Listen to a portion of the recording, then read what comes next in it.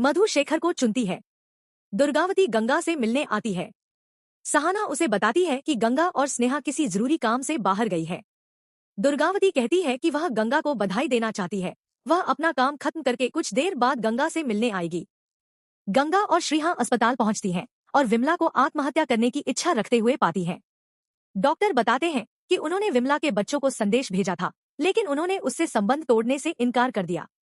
विमला गंगा से जाने के लिए कहती है। उसे शर्म आ रही है।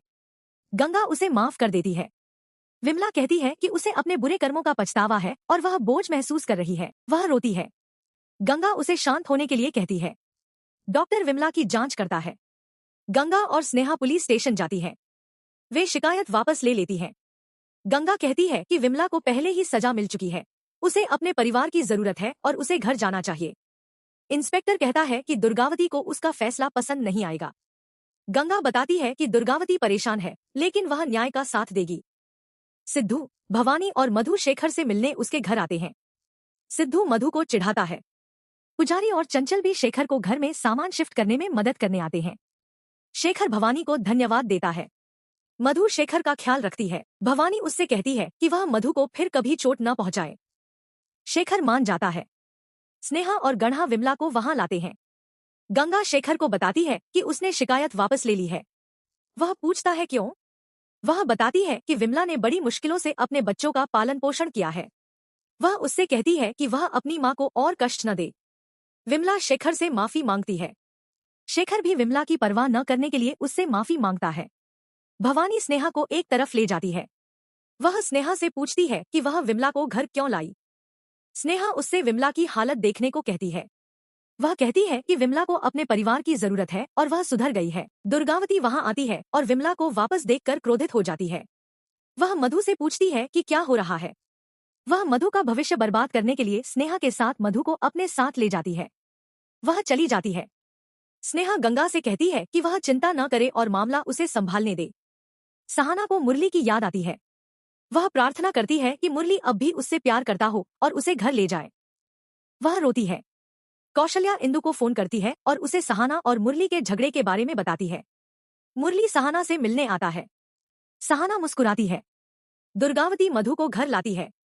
वह मधु से कहती है कि वह स्नेहा का पक्ष न ले। वह कहती है कि स्नेहा विमला की कठपुतली है। वह विमला का साथ दे रही है, जिसने गंगा का ढाबा जलाया है। वह मधु को शेखर के घर न भेजने का फैसला करती है। सरला और पूर्वी खुश हो जाती है कि स्नेहा दुर्गावती के निशाने पर आ जाएगी।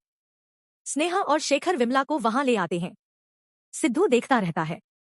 स्नेहा भवानी को बताती है कि विमला को अपनी गलती का एहसास हो गया है और वह पश्चाताप कर रही है।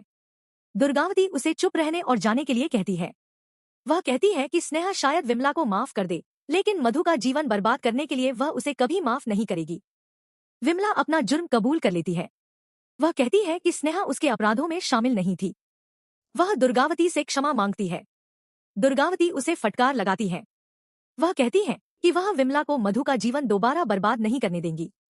विमला कहती है कि अब वह बदल गई है और मधु को परेशान नहीं करेगी। वह आगे कहती है कि वह शेखर से दूर रहेगी। वह दुर्गावती से मधु को शेखर के साथ भेजने का अनुरोध करती है। वह वादा करती है कि वह वापस नहीं आएगी। भवानी दुर्गावती से पूछती है कि क्या वह मधु को शेखर के साथ भेज देंगी। दुर्गावती कहती है कि उसे अब भी आपत्ति है। वह मधु की सुरक्षा चाहती है और विमला को उसे चोट पहुंचाने नहीं दे सकती। स्नेहा कहती है कि यह मधु का फैसला होना चाहिए क्योंकि यह उसकी जिंदगी का सवाल है। मुरली सहाना से माफी मांगता है। वह कहता है कि उन्हें सब कुछ भूलकर नई शुरुआत करनी चाहिए। स्नेहा और दुर्गावती में बहस होती है। स्नेहा कहती है कि शेखर ने वादा किया था कि वह मधु को फिर कभी चोट नहीं पहुंचाएगा। दुर्गावती कहती है कि उसे किसी पर भरोसा नहीं है। वह एक शर्त रखती है कि अगर शेखर मधु को अपने जीवन में चाहता है तो उसे विमला से संबंध तोड़ना होगा।